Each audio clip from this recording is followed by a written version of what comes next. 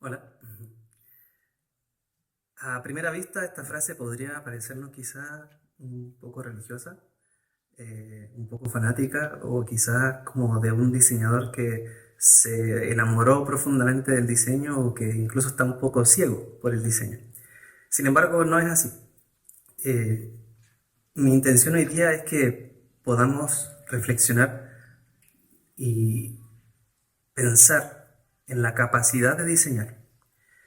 No es mi intención, y quiero aclararlo desde el inicio, que pensemos que quiero endiosar a un diseñador o a una diseñadora, sino que, como les comento, podamos reflexionar sobre la capacidad de diseñar, que es una capacidad que está tan infravalorada en nuestra sociedad y en nuestra cultura local.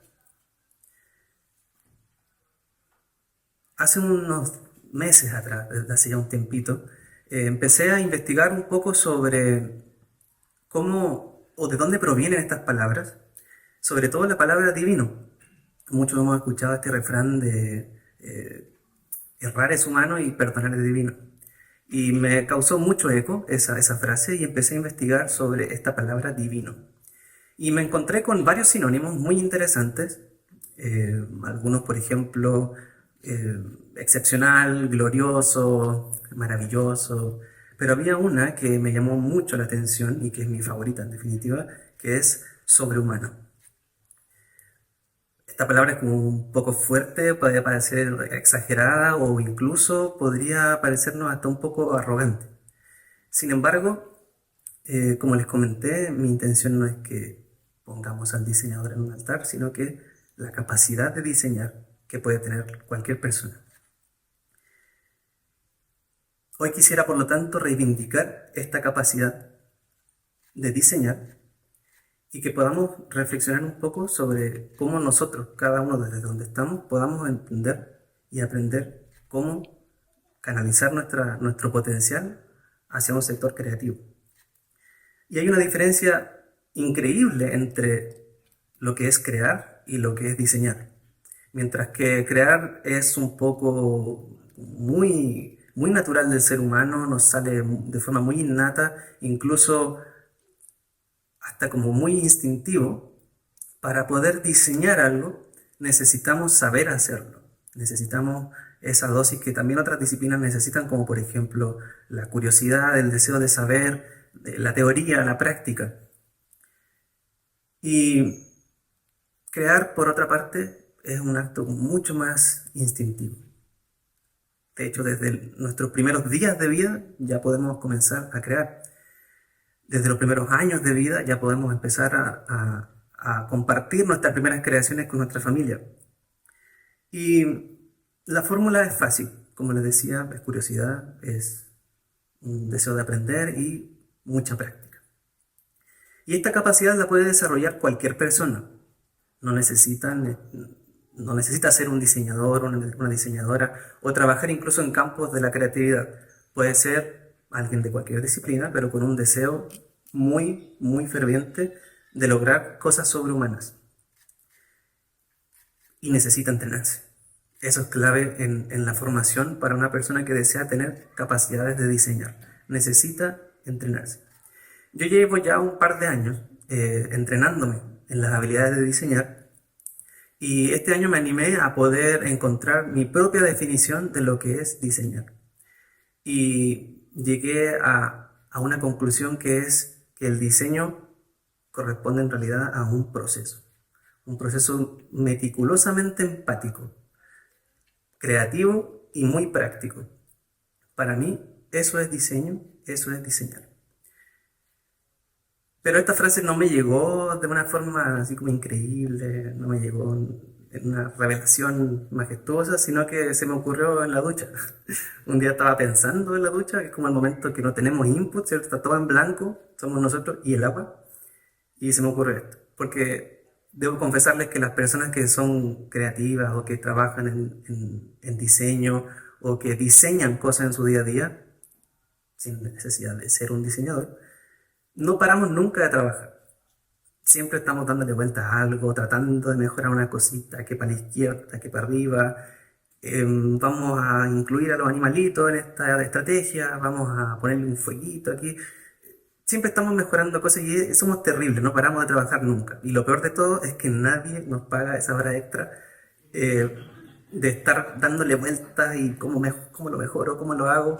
Y yo ya me aburrí de que no me paguen esa hora extra. Entonces, hoy día ustedes me van a pagar esa hora extra eh, a través de su actitud reflexiva y de su atención. Por lo tanto, me gustaría hoy hablar de cómo nosotros podríamos llegar a desatar nuestro potencial creativo.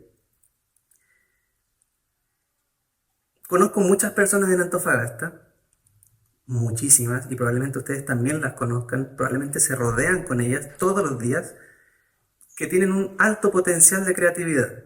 Les sale así, muy naturalmente. Se llevan entrenando tantos años que ya logran tener un dominio perfecto de cómo llevar a cabo estos procesos muy meticulosamente, son detallistas, son perfeccionistas. Yo sé que ustedes conocen a muchos.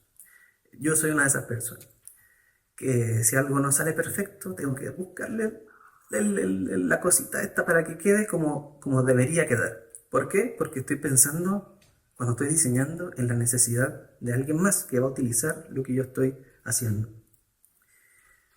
Personas talentosas en Antofagasta hay muchísimas. El problema es que se encuentran con una barrera muy grande, que es la falta de voluntad humana. Muchas veces estas personas no pueden salirse con la suya porque se encuentran con esta falta de voluntad, a veces incluso de un tercero. Porque crear y diseñar son cosas muy opuestas y el crear o la creación encuentra un refugio, un lugar muy seguro y muy conformista, quedándose así. Me dijeron que crear algo, yo lo hago. Diseñar, en cambio, significa un esfuerzo adicional. Significa que tengo que quizá darme un esfuerzo adicional, tengo que, como decimos en buen chileno, se vuelve a lo mejor hasta un cacho porque tengo que darle una vuelta más, tengo que hacer que quede perfecto. Y hay gente a la que le brota una actitud totalmente contraria, que es apagar la creatividad o la capacidad de diseñar de otros. Y eso es muy común en nuestra sociedad. Y reconozcamos que en realidad de todo lo que el humano ha creado, no necesariamente todo es beneficioso. Por ejemplo, para el planeta o para los diferentes y la gran variedad que hay de tonos de pieles. No todo es amigable con los animales. Y todo esto a veces corresponde a creaciones que se hicieron por cumplir. A veces faltó esa cuota de diseño, esa cuota de capacidad de diseñar. Y se nota mucho cuando en realidad las cosas son hechas de esa forma. Se nota demasiado a distancia. Nosotros miramos cuando ya tenemos el ojo entrenado, nos damos cuenta de que ahí faltó diseño, faltó una actitud de diseñador. Y las cosas al azar, las cosas improvisadas o las que incluso a veces las sacamos para ayer o muy apresurados, sin pensar, sin una intención, terminan siendo al final muy contraproducentes para las personas que sí cultivan las aptitudes de diseño. El diseño, de hecho, es un proceso donde nada ocurre al azar. Todo está puesto donde corresponde porque alguien lo previsualizó así, de esa forma. Por eso me refiero a diseñar como esta capacidad de poder meticulosamente seleccionar elementos, combinarlos y darle vida a algo. Podríamos terminar confundiendo incluso el diseño con cosas que no lo son. Podríamos terminar confundiendo, por ejemplo, y decir, el diseño sí es esto que agrega valor estético a las cosas, son las cosas bonitas, son las cosas diseñadas. Sin embargo, no es así, estamos ahí muy lejos de la realidad. No tiene que ver, por ejemplo, con logos o solamente con una silla, una casa, diseñar un edificio, tiene que ver con muchísimas otras cosas. Por ejemplo, mi colega acá, Sebastián, este año yo lo vi diseñando una placa electrónica para su invento. El organizador de este evento, de hecho, lo vi diseñando el paso a paso o el plan de acción para llevar a cabo esto que estamos nosotros viviendo hoy. También hace un par de años atrás vi cómo una empresa local diseñó una estrategia para informar a la población de los peligros que hay cuando arrojamos escombros muy grandes al alcantarillado. O sea, no son cosas hechas al azar. no son algo hecho porque sí o porque me lo pidieron nada más, sino que hay un pensamiento muy crítico más allá, muy meticuloso, muy empático y muy práctico. He visto a toda esta gente diseñando, a todos estos que les nombré y muchísimos más. Y podría decirles que son excelentes profesionales, excelentes visionarios de cómo poder resolver algunos problemas muy, muy tangibles. Y así como también hay mucha gente que diseña y logra su objetivo, también hay mucha gente que solo crea lo que le pidieron que crearan. Y ahí es cuando ponemos en riesgo a la especie. ¿Por qué? Pensemos, por ejemplo, en todos estos desechos que todos los años arrojamos al mar. Son aproximadamente 8 millones de toneladas de plástico que van a dar a ecosistemas marinos, a entornos naturales, incluso terminan perjudicando nuestra propia salud. ¿Por qué? Porque falta un diseño más eficiente de los procesos de gestión de nuestros propios residuos. Incluso a veces necesitamos diseñar o repensar o rediseñar organigramas que excluyen a la mujer de cargos de liderazgo, sobre todo en empresas que tienen que ver con diseño, con creatividad, con publicidad. De hecho, el año pasado se publicó un artículo donde se hace un metaanálisis de más de 250 estudios que relacionan al género de las personas con la creatividad y se concluye en este artículo que por un sesgo, por un error, se percibe a la mujer como menos creativa que el hombre. Y esto no es así. Sin embargo, se concluye esto porque los estudios apuntaban a que al no poner a mujeres en cargos de liderazgo, se les percibía como menos creativa porque simplemente no podían lucirse, no podían demostrar que podían hacer ese trabajo. Y eso creaba un círculo vicioso. ¿Por qué? Porque al no demostrar sus habilidades creativas no se le llamaba nuevamente a estos cargos de liderazgo y perpetuaban el ciclo. Necesitamos rediseñar esos esquemas o esas estructuras de liderazgo en las empresas, así como también hay que rediseñar estos procesos de gestión de nuestros residuos. Lo bueno y la buena noticia es que todavía queda voluntad humana para poder hacer esto. O sea, hay personas que se esfuerzan día a día por hacer y diseñar buenos procesos, buenos materiales.